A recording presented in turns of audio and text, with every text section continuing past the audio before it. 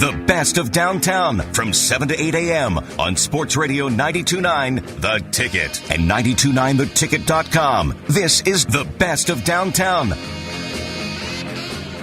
And a good Sunday morning on this very first day of the month of June. Welcome into the best of downtown Sports Radio 92.9 The Ticket. Worldwide, 929theticket.com. Rich Kimball, Brian Stackpole.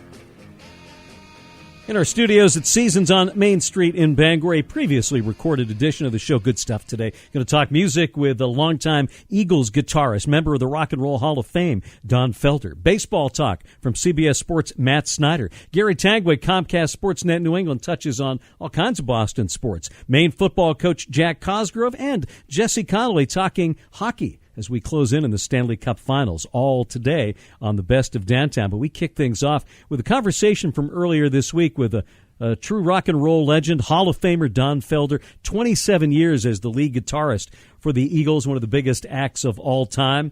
Now out touring with Styx and Foreigner in the Soundtrack of Summer tour. And he spoke about his long career with the Eagles and what he's doing on this tour with two of the iconic 80s bands.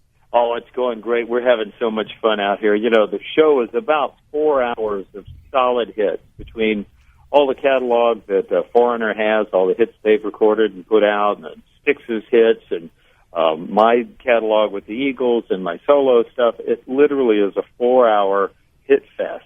By the end of the night, everybody is just rocked into oblivion. It's a really strong rock and roll show. Everybody's having a great time doing it. And you find yourself, too, back on the top of the charts this week as a songwriter. The song Turn the Lights Down Low on Shine On, Sarah McLachlan's new album, which debuted nationally at number 4 last week. How did that all come about? Well, you know, Sarah gave me the honor and pleasure of actually helping her write that song. We have some friends. One of the guys that she's very close friends with is his brother is a dear friend of mine, a couple of NHL ex-hockey players. And I've done a bunch of charity work for those guys, the NHL guys. And so she said, oh, God, I'd like to write some songs with Don. So the next thing I know, I get emails and calls from Sarah, which I'm completely flattered about. She comes down and spends 3 days in my house, in my studio, and we became friends and worked on this song together. And I thought it turned out really brilliantly. She's such an amazing talent, such a great singer. Such a great writer. You know, I fell in love with her from her first record came out. So it was an honor and a pleasure for me to work with her. It's been a long road for you from Hogtown Creek outside of the Gainesville area to the Rock and Roll Hall of Fame. It's a long way from Hogtown Creek. You're right. You grew up around so many talented musicians, played in a band with Stephen Stills, learned from Duane Allman, and then I love the story of the fact that you paid for one of your first guitars by giving lessons, and you had a pretty talented pupil in young Tommy Petty. That's right, yeah. Tommy was actually playing bass in a little band called the Rucker Brothers Band, and he was singing, but he was playing bass, and he always thought playing bass in the band as a frontman was not a cool thing to do. He wanted to play guitar like Elvis and everybody else played guitar, you know. So he came into this music store and started taking lessons from me, and then I started teaching him and his band. They had 2 guitar players that would just flail artlessly at the same time. So I started trying to organize their guitar parts together so that one would play rhythm, one would play lead, and then teach Tommy guitar at the same time. So, yeah, we just became friends. We were in battles of the bands together with Stills in my band, Tommy in his band, the Allman Joys or the Spotlights or whatever the Allman Brothers were calling themselves at the time. And most of the time, the Allman Brothers won every single time because they were the best guitar players and singers in the North Florida area. So we all knew each other and all friends and worked together. You also met Bernie Leadon in Florida. What did that meeting do for your career? Well, when Stephen Stills left my band, he moved to California, and Bernie wound up moving to Gainesville because his father was handed the Nuclear Physicist Research Center at the University of Florida. So he showed up there and didn't know anyone, and Bernie and I met each other. He didn't even own an electric guitar, and I didn't own an acoustic guitar, so we went to the music store where I was working, and Bernie got an electric guitar, and I bought a flat-top Martin. He started teaching me bluegrass music, and I started playing rock and roll with him, and we started this band. He filled in where Stills left off, and so We both influenced each other a great deal, both in country music and in rock and roll. And Bertie is a very dear friend of mine. I love him to death and think he's one of the most talented musicians around today. You scraped so hard to get your first guitars all these years later. How big a thrill was it for you to have Gibson reissue the Don Felder Hotel California version of the Les Paul? You know, outside of like Grammys or platinum records or Rock and Roll Hall of Fame, that's probably the highest accolade and the highest honor you can have in the music business as a player, is having a company like Gibson come to you and say, we want to reissue a replica of your guitar in a limited edition. So they actually did two. They wanted to do the Hotel California guitar, and I said, well, which one do you want to do? And they went, what do you mean, which one? I said, well, there's two. There's one that I played in the studio, which is my 59 Les Paul Sunburst, and then there's the white 1275 double neck that I had to play on stage during all the shows because I had to play both parts that I played on the record. So they said, well, let's do both of them. So they took the one from the Rock and Roll Hall of Fame in Cincinnati, the double neck, and cloned it identically down to every nick, scrape, fade, cigarette burn, everything that's on it. And I shipped them my 59 Les Paul from my storage unit, and they copied that just down to a T, and they did limited editions of both of them, and they both sold out very quickly. It was quite flattering. We're talking with Don Felder. He'll be here as part of the soundtrack of Summer Tour, July 5th at the Waterfront Concert Series, along with Styx and Foreigner. You documented your time in the Eagles so well in your wonderful book, Heaven and Hell. The Eagles, of course, came out with their own version with the documentary history of the Eagles. Were you surprised to be approached for that?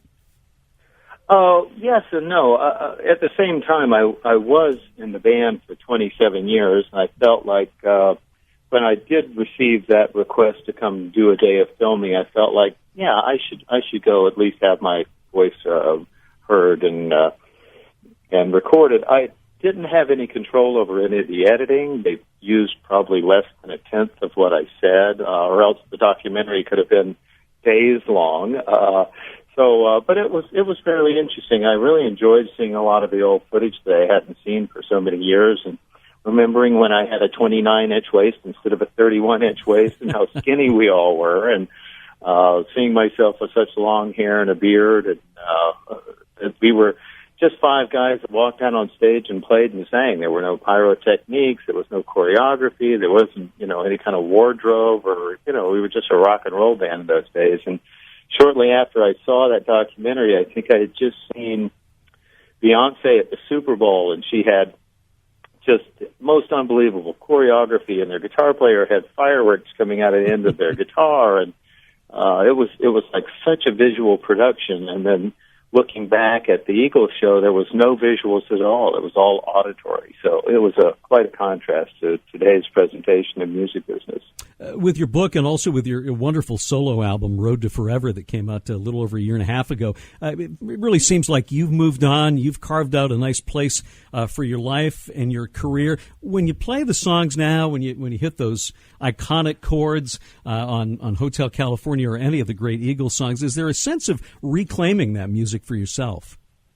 Well, the work that we did together, between the five, or I should say seven of us, including Bertie and Randy, was really a magical combination of songwriting, vocal arrangements, music tracks, guitar parts. It was a very special combination of talents that produced all of those records and all of those songs.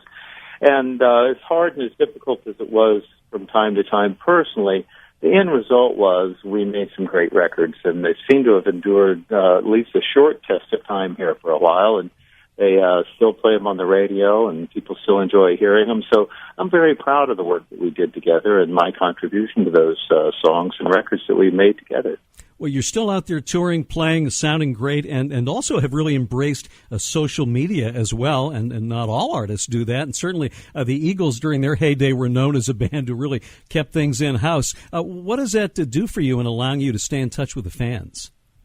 Well, I think it's great. The fans and the people that like your music are the people that really propel your career. You can love to do something, but if you don't have support from people in the world, you're not going to be able to do it. So I'm very appreciative of the people that support the Eagles' music and support me, and come to the shows and stand up and give me standing ovations for songs like Hotel California and some of the other songs that I do in my show. I'm very appreciative to it.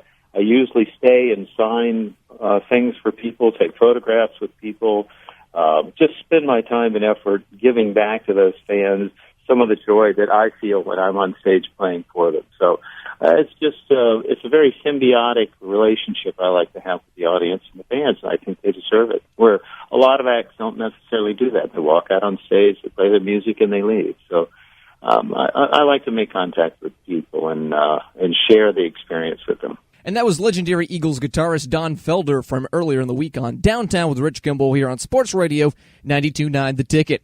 You're listening to the Best of Downtown here for this first day of June 2014. Glad to see the good weather ahead of us, at least fingers crossed. It's been up and down all 2014, looking ahead to a lot of warm conditions in the month of June as the concert series at the waterfront also picking up some steam, too, with a whole bunch of concerts coming up in the next coming weeks or so.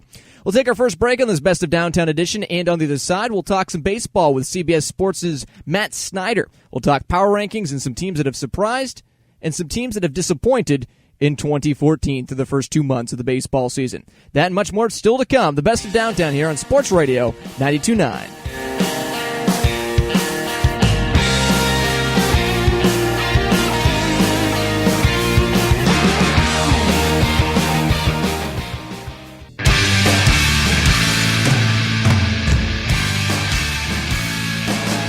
Back on the Best of Downtown, Rich Kimball here, along with Brian Stackpole. On your Sunday morning, Sports Radio 92.9 The Ticket. Had a chance to talk some baseball. Good first-time guest on the show. He'll definitely be back with us. Matt Snyder of CBS Sports talked about some of the best and some of the more disappointing teams in this year's baseball season. Yeah, and there's like a big amoeba of mediocre teams right in the middle that's just hard to distinguish. It's some of the storylines of the teams that have surprised have been great. I mean, the Brewers were real fun early on. They've been mediocre for most of May, but they're still in first place by 2.5 games. Giants aren't a huge surprise, but I think everybody thought the Dodgers were going to run away with that division, so that's good to see some turnover there. And then you have the AL East, which is, needless to say, kind of a muddled mess. It looks like the Blue Jays are starting to distinguish themselves, but we just don't know how much we can trust them. Yankees are over 500. I don't trust their pitching staff at all. And then you have the Orioles, who are pretty unexciting, and the Rays are just down in the depths right now. And then, of course, the Red Sox, which one of the biggest surprises in the league, but in the disappointing way. So, yeah, it's been real interesting. It's been fun. It's definitely hard to predict, which makes it even more fun.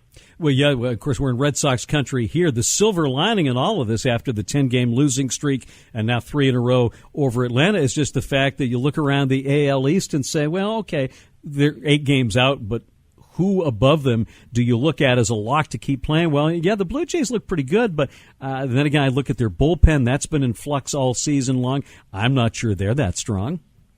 Yeah, it's going to be interesting to see what happens, obviously, before we get to the trade deadline, but then right up close to the trade deadline. I mean, the Jays, since they've gotten Casey Janssen back at closer, they've settled things a bit in the bullpen, so maybe they add a piece in front of him. But more so, I think, starting pitching-wise, if you look and you say, okay, R.A. Dickey, Mark Burley, Drew Hutchison, that's a reasonable 2, 3, 4, especially as good as their offense can be, because their offense can be great.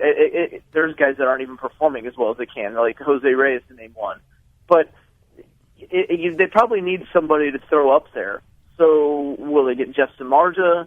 If the Royals fall out of it, does James Shields become available? Can the Blue Jays swing him?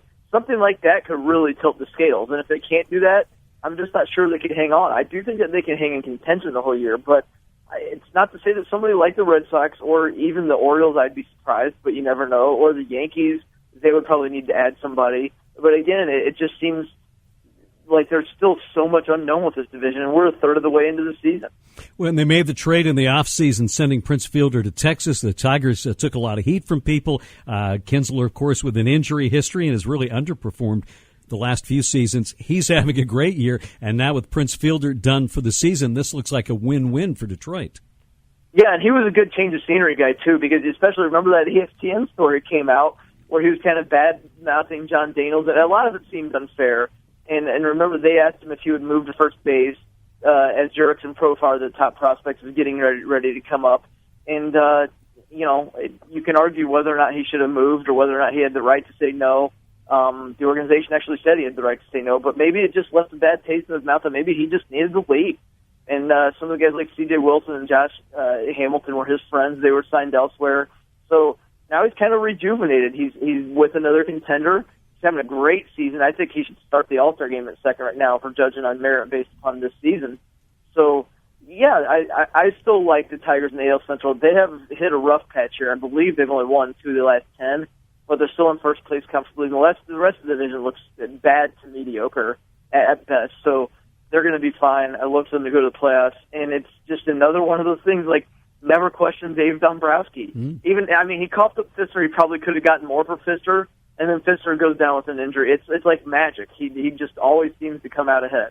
Well, another GM who's been on a great run is, of course, Billy Beane. Now, if it's me, I pretty much figure I'm at the pinnacle when I get played in a movie by Brad Pitt, but he just keeps he keeps rolling on and finds these young, talented arms like Sonny Gray, and you lose 2 guys to Tommy John surgery, and here you are as arguably the best team in the league. I think actually in your power rankings, they're number 1. Yeah, it's remarkable what they do, and they keep. Remember, a lot of people get caught up in the Moneyball and the on-base percentage talk. But it wasn't about that specifically. It was finding value in things that other people don't value. And every time somebody catches up to him, he changes the strategy. And then it became, after the on-base percentage, everybody started looking at it, then it became defense. And now it became, cheaper arms. We're not going to go out and try to have, like, the big 3 that they had in Hudson, Zito, and Mulder, because if you look, the arm injuries, it just happened to them this year with 2 of their guys going down. So they get Scott Kazmir on the cheap. They bring up Sonny Gray, who wasn't even a highly touted prospect. They go to Jesse Chavez, who was a middle reliever throughout his entire career. Now he's awesome all of a sudden. They just keep finding ways to get things done. Drew Pomeranz, another one. He was a flamed-out prospect for 2 different organizations, but he's still only 25. So they say, okay, we'll take him. We'll throw him in the rotation. He's got a 1.38 ERA right now. It's ridiculous what they do. They seem to just outsmart everybody one step ahead of the game. And even when they have down years, they just continue to try to look ahead and say, okay, that didn't work. Let's try to reinvent the wheel another way. And sometimes it's going to work. And it's been working these past 3 years for them.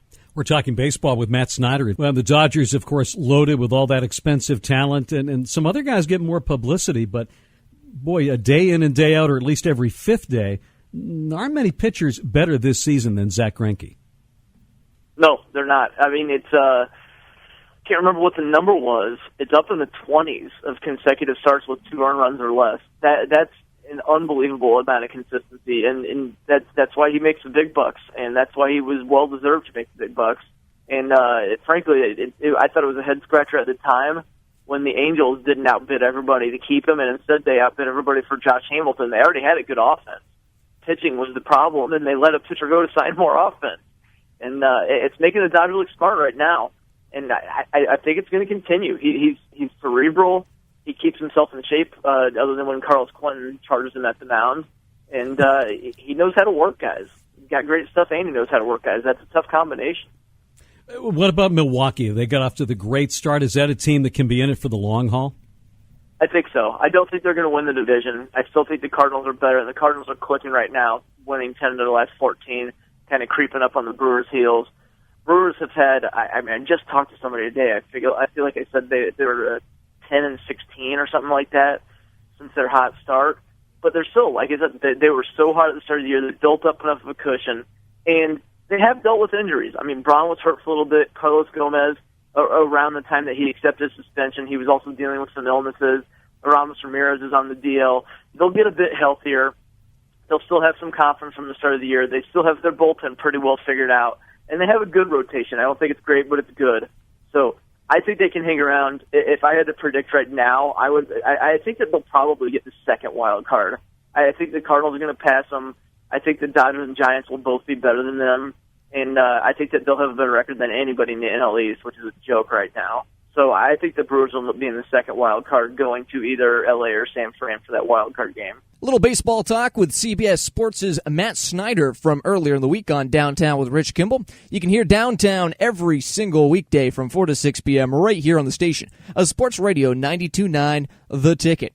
Another break approaching here on the Best of Downtown, and on the other side, we'll talk a little Boston sports, some Red Sox, some Celtics, some New England Patriots with Comcast Sportsnet's Gary Tanguay. That and much more still to come here on Downtown's Best of Sports Radio 92.9 The Ticket.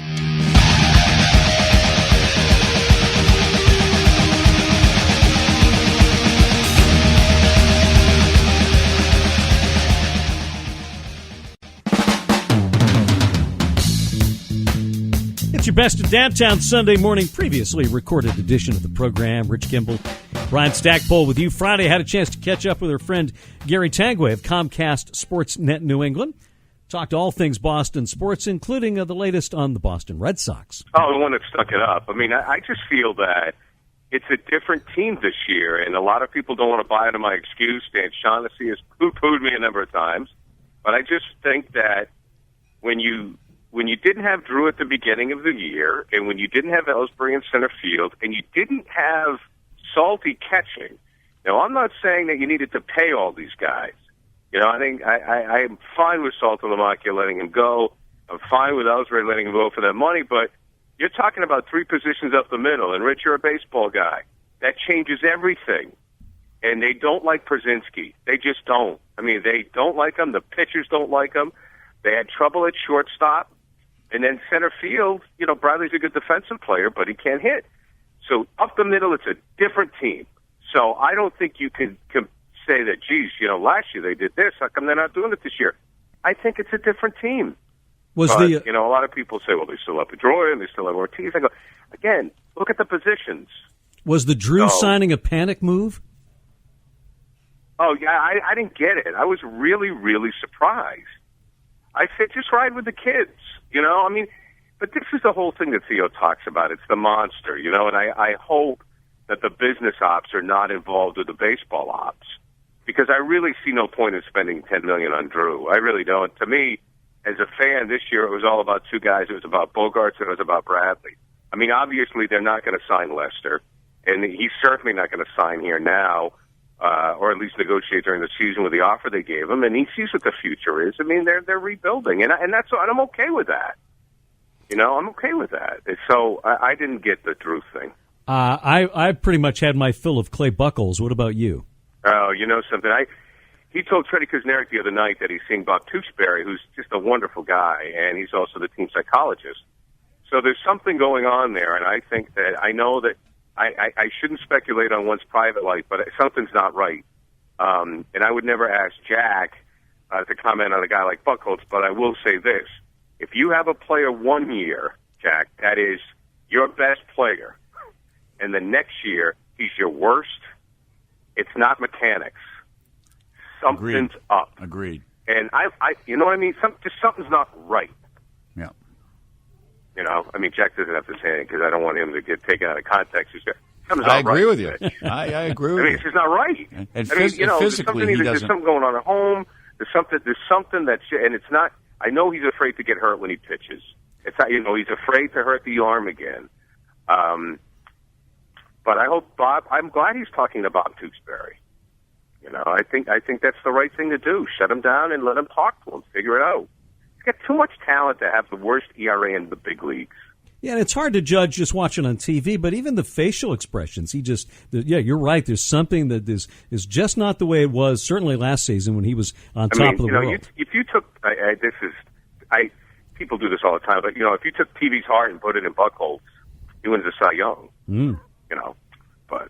What did you think of the celebration, the 10-year anniversary the other night, the whole Manny Ramirez throwing out the first pitch and all of that? Yeah, I wasn't big on it. You know, I'm a huge Pedro Martinez fan. I just think, you know, Pedro was a diva, but he was kind of a fun diva. You know, Manny got mean. I mean, at the end, Manny was just really mean.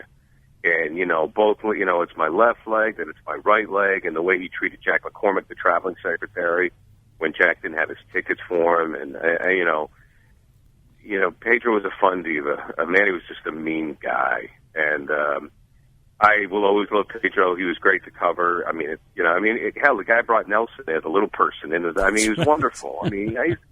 I would have given it all to Pedro. If not, then I would have given it to Schilling. But, they didn't ask me, unfortunately. I just don't get the whole, Manny's back. And, Manny was a great player, but Manny is the most selfish player I've ever met. It's completely about him. And there's a lot of guys that, get tested positive for steroids, but, he tested positive twice. So, the numbers, like a lot of guys, are questionable and tainted, but he just wasn't a good teammate. It bothered me. I didn't get it. I thought it was great to see Schilling there, and he can certainly be his own worst enemy at times, and was a blowhard, no question about that. But nobody worked harder, and along with Pedro, helped them win that championship. And it was great to see him knowing what he's going through.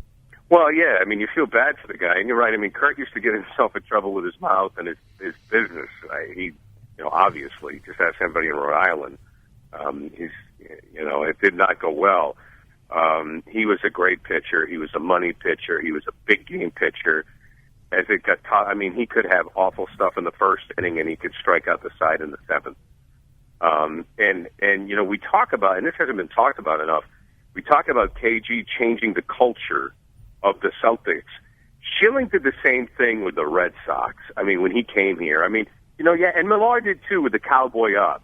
But when Schilling came here, that meant a lot. That changed things, and he was a big part of that. I hope he's. It's a shame to see him. You don't ever want to see anybody have to deal with that awful disease. But he was great. He was funny. He could fill up a tape recorder. I'll tell you that right now. Gary Tanguay talked about things he didn't know anything about, but he's a great pitcher. Gary Tanguay, Comcast Sportsnet New England, with us here. Let's talk a little Celtics. What's Danny going to do between now and the draft? Is there enough in the arsenal there to get Kevin Love to come to Boston? I don't think there is, because I don't think the draft picks from the Nets are as good as people think. Darren Williams and Brook Lopez are under contract in 2016 and 2017. The guy that owns, the Russian billionaire that owns them, that team's not going to stink. That team's not going to be a high lottery team. So I don't think those draft picks are as attractive as people think. I think that maybe if you want players, you got to go with Golden State. If you want players, the problem is if Minnesota did make the deal and the Celtics made the deal, I don't know if there are any guarantees that Kevin Love would re-sign, because you can't, unfortunately, with the CBA, you can't rip up his current contract and sign him again. You got to let this one ride out. So then I think Love would just head to L.A. or maybe go. His girlfriend's an actress in Los Angeles, and he's got a home there, and I think that's going to have a lot to do with it. I think the Celtics are fortunate that the Lakers don't have a lot to offer Minnesota. I think if you make a deal for Love, you hope to convince him to stay and have him not sign a deal with the Lakers. And that's risky. Little Patriots, before we let you go here, we had some audio from Gronk earlier today, who has mastered Belichick speak. We think he squeezed in 6 cliches in about 30 seconds and ultimately said nothing about his health. Yeah, I know it. Well, he's afraid of Bill. He's I don't know if he's afraid of Bill. He's afraid of Gordy, his old man. That's who he's afraid of.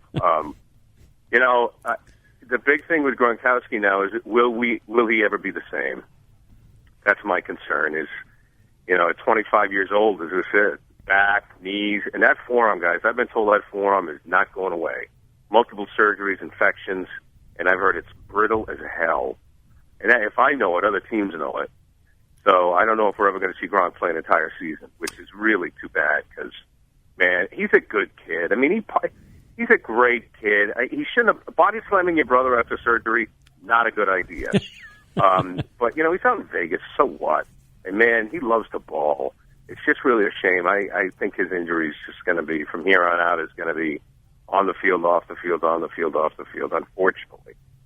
Gary, is there anything to the rumor that the Patriots might be interested in Jermichael Finley, the former Packer tight end? We think the Packers we think that Finley's guys are coming in just to drive up the price of the Packers. I think that they would prefer Keller, but Keller's got the bad knee. Finley, the feeling is he's not a great fit with Brady. So that's what I've been told. That Finley's probably not a great fit here. That he's probably going to go back. Like, Green Bay, let's say we'll give you $2 million. He'll go back to Green Bay. What's the buzz around Patriots camp about Jimmy Garoppolo at this point? Well, that the Patriots used a pick like that, it's going to be for your quarterback of the future. I mean, pretty high in the draft. I think that from what I've read, and I know that, I haven't been out there, scouting him.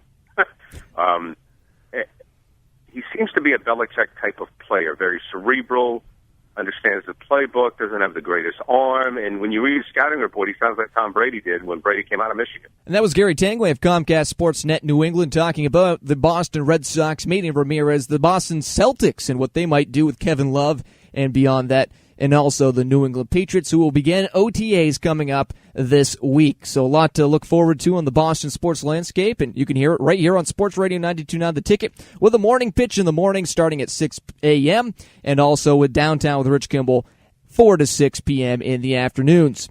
You're listening to the Best of Downtown here for this first day of June 2014. We'll take another break on this edition, and on the other side, we'll hear from Jack Cosgrove, the University of Maine football head coach who joined us on Friday afternoon's program to talk a little off-season University of Maine football. That and much more still to come as you're listening to Sports Radio 92.9 The Ticket.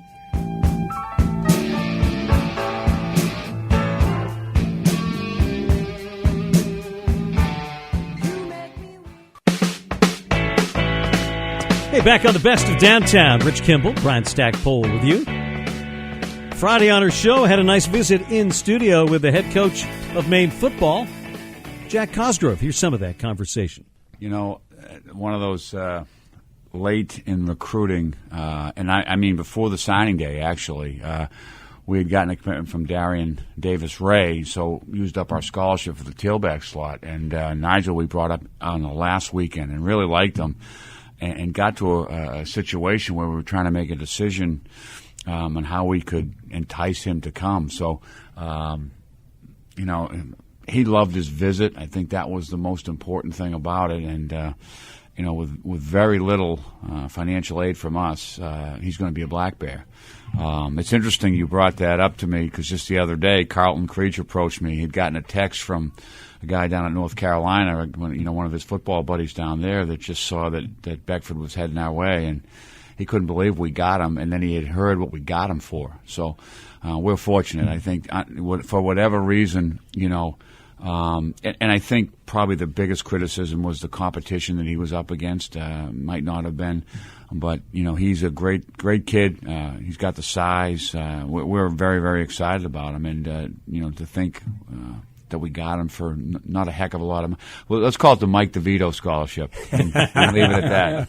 Well, the impressive thing to me, Jack, was I guess he attended prep school last year in Alexandria, Virginia, spent 3 years in high school in Connecticut, but he looks physically like a guy that's put some time in the weight room, benching 345, running a 4.540, and he really, not only in the upper body but in the lower body, squatting about 500 pounds and a 40-inch vertical. Wow, I mean that is an impressive, array of stats for somebody just coming into your program, because I know what a great job your people do with the strength and conditioning once they get here. Yeah, we're excited. He is advanced that way. He's got a maturity about him, I think, that speaks volumes. Had a tough upbringing, I think, and and he's from Connecticut originally, and ended up, as you said, down in the Virginia area at a prep school.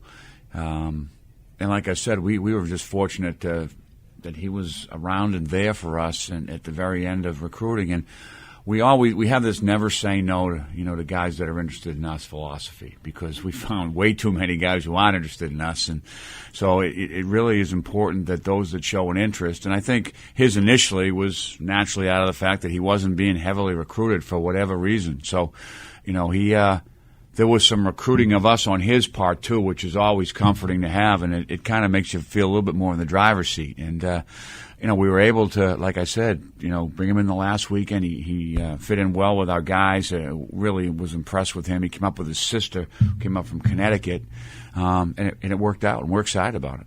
Yeah. Now, it's May 30th. We think of football season being a ways off, but your camp starts this year earlier than it's ever started before. August 3rd, Sunday, August 3rd, Rich. Man. First, we open up August 30th. So, yeah, well, it'll be a short summer for all of us, And I know you've got guys already here working. Among them is your young quarterback from Reading going to be up for the summer? Well, not right now. We're in May term right now. We had 60 guys from our current team here right now because all those guys are still in high school. Mm-hmm. They're still, and they'll probably be finishing their classes right around now. Right. But during our team period in July, a lot of first-year players will come up here, and that starts right after Labor Day. After the 4th of July, right. And that's a time period, 3 weeks there that you'll probably see 70-plus players here. That's great. Yeah. We've been doing this for a long time, but we had so much fun this past season, and it was as nice a group of young men as we've ever worked with. Yeah, they're going to be missed. That group of seniors is really going to be missed. I know we have a lot of those guys back, but the standards of excellence of your program is set by those in the front of the bus, and we've got to move some guys from the back to the front now and get that right, and we're going to do that. But it's awful hard to replace guys, their experience on the field, their experience in the locker room, their experience on campus, and modeling the things you want modeled and influence in those younger players is that's what's really going to be missed. Absolutely. Well, we really appreciate Cos. Yeah, that's this really is nice. great. Yeah. Going to your banquet, Jack, and seeing those seniors again up front, and seeing that Boone Leadership Award presentation of Marcus Washaleski by the commissioner of the CAA, that was awesome, and it really reflects the qualities that he brought to your program and to the entire league. Yeah, that was a very well done segment of our banquet. Bob pointing that out is I almost forgotten about it, but Tom Yeager from the CAA, the commissioner, came up, and the Chuck Boone Award in its second year was awarded by the league to Marcus Washaleski, who was also the student athlete of the year in the league. So, we're proud of that, and just the way, how tastefully done it was. The video was outstanding of Chuck and Marcus as well, and there was comments from Tom Yeager and people throughout the conference about Marcus and about the award. So it was one of the better presentations I've seen of an award in a long time. Maine football coach Jack Cosgrove from Friday's edition of Downtown with Rich Kimball talking some off-season University of Maine football, previewing the 2014 edition of the Black Bears, and also giving Bob Lucy and Rich Kimball their championship rings that the Black Bears earned by winning the CAA championship for the first time in the program's history. You're listening to the Best of Downtown here for the first day of June 2014. Glad to have you alongside us this Sunday morning. Hopefully you're enjoying the Sunday morning as much as we are today, too, before we get back in the work week tomorrow. I'll take another break on this Best of Downtown edition, and on the other side, we'll talk some NHL hockey with Jesse Connolly of Along the Boards. That and much more still to come here on Sports Radio 92.9 The Ticket and the Best of Downtown.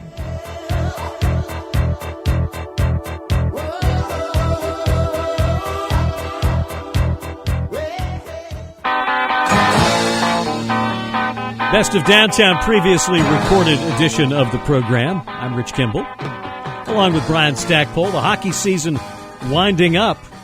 Every Friday on the show, we talk about professional hockey with our good friend Jesse Connolly of AlongTheBoards.com. We opened our conversation Friday by talking about the Rangers' big win that sent them on to the finals for the first time in 20 years. It is, yeah. We certainly have a big major market representing the Eastern Conference with New York, and you look at their playoff run here, it's a little bit surprising. They took care of the Flyers and knocked off the favored Penguins, and then they ended up beating Montreal, who was able to beat the President's Trophy winners in the Bruins. So you look at the conference final here. Oftentimes people talk about settling into a rhythm. We had a 7-4 game, then we had a 1-0 game. So you never know. The playoffs are always unpredictable. Absolutely, a terrific performance last night. A nice bounce back for Lundqvist in that one. Yeah, you saw him get pulled in Game 5 of Montreal for some reason. The Rangers kind of pull a Bruins when they've got a chance to close out a series and they've got a little bit of a lead there. So they struggled in Game 5. They obviously fought back to make it a 4-4 game at some point, but them's be the breaks, I suppose. And, you saw last night, I think you have to give a lot of credit to the Rangers defense as a whole. Ryan McDonough, Dan Girardi, Mark Stahl, those guys played great, and they made things a little bit easier on Lundqvist, but, you still have to give him credit. He stopped everything the the Canadians threw his way with 18-save shutout there.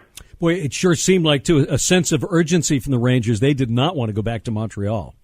Yeah, you certainly don't want to do that. The Bell Center is a pretty hostile place, as we've seen, this spring and in years past. I know when the Rangers took care of business in Game 1 and Game 2 up there, that was the first time Lundqvist had won up there in a while. So they've had their struggles, and any team that goes into that kind of environment tends to have some trouble up there. So they played with a lot more urgency in Game 6 than they did in Game 5. And for Bruins fans, hard for them to cheer for anybody with an NY on their uniform, but when they're playing against the Habs, it makes it a little bit easier. It is, yeah. You just think of the long-running dynamic between Boston and New York, and between the Yankees and the Giants and the Rangers and so on and so forth. It's pretty tough to root for a New York team, but they've got a lot of compelling storylines on there with Lundqvist and Marty St. Louis and obviously Dominic Moore there. So I think those characters like that have made them a little bit easier to root for. Out west, Chicago and Los Angeles have a tall order to try and top Game 5, which was about as good and exciting an overtime hockey game as you could ever get. Yeah, it's made for tremendous entertainment, the whole series, especially Game 5. A back-and-forth affair. The Kings fight back to make it 3-3. They make it 4-3. Chicago climbs back in it, and then they get the game winner from Jesus there in Game 5, and double overtime, rather. So it's been a great series so far. I think if there's one concern, LA obviously had the 3-1 lead there. John Quick is a great goalie, but he's had a tough series so far. LA hasn't really been lights out at home, which you kind of expect from dominant playoff teams. And obviously, this is the Stanley Cup champs they're taking on. And Chicago's either 11-0 or 12-0 in games 5 through 7 of the series in the last 2 years. So I certainly wouldn't say that series is over quite yet. No, in a similar situation to what the Rangers had, last thing they want to do is go back to Chicago for Game 7. Yeah, they've really got to hope they take care of business. Back in LA, Chicago they've just got so many big game players that we always see come through series after series, from Taves to Kane to Hossa and so on and so forth. And I don't think you want to give a team a chance like that to complete the comeback and do so on home ice. Well, and that's got to be good news for the Blackhawks too. Kane was scuffling a little bit, but reemerged last game, and if he's an offensive force, that could make it awfully tough for LA. Yeah, he's had some struggles here and there. We saw that last year in the playoffs with Jonathan Taves going into the Stanley Cup Finals. I think he had one goal, and sometimes that happens. We talked about that with guys like Crosby and Krejci just kind of going cold at times, and eventually those guys bounce back, and we saw that with Kane with the breakout game in Game 5. So that makes them a lot more dangerous when they've got multiple lines that they can rely on. Well, the league's got to be happy, too. The ratings have been up, and whoever wins that Western Series, you'll have some major American television markets tuned in. Yeah, absolutely. The ratings have been tremendous. I get emails from NBC Sports every day, and it seems like they're breaking records for every round and every series and every game and every city. Every game, so it's been great. It's great for the NHL, and it's good to have a team like New York in there for the first time in 20 years. And then you've got two major markets in LA and Chicago that have turned into elite teams over these past 4 or 5 seasons. So it's all gravy for the National Hockey League. And that was Jesse Connolly of AlongTheBoards.com, which you can find that fine website right at www.alongtheboards.com for all your Boston Bruins and NHL hockey needs. We'll take our final break on this Best of Downtown for this first day of June 2014. And on the other side, we'll preview the next weekday edition of Downtown with Rich Kimball. Of course, you can hear the show live right here on Sports Radio 92.9 The Ticket, Monday through Friday, 4 to 6 p.m., right here on the station of WEZQ and 92.9 FM. One final break. We'll be back with more here on Sports Radio 92.9.